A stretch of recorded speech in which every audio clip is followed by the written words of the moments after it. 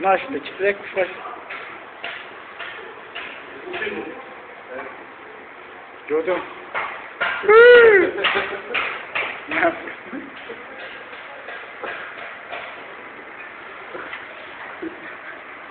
Hai, aranjează acolo, așa.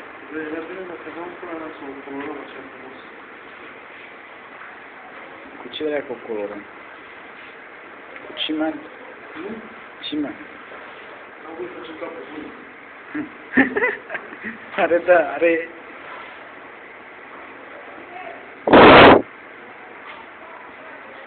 Dă-i bine pe coaie acolo. S-a întărit dracu Iisus. Nu s-a întărit. Și-a zic coaile noastre, coaile. Când o dai o limbă pe coaie,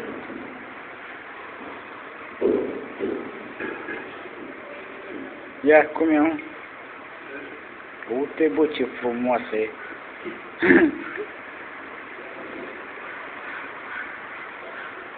Zici că e cârlic de pește, dracu. E sulinar adevărat, ăla? Ce dracu-i faci, mă, o zgudui?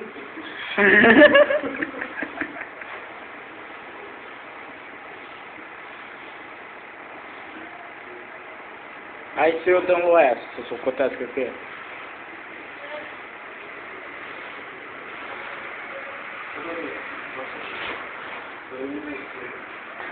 Ia.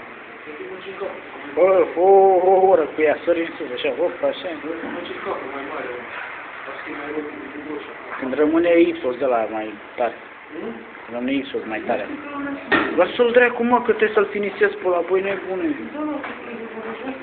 Bă, ia uite, bă, ce mi-a făcut, că acum se întărește, mă. Așează sulinarul acolo.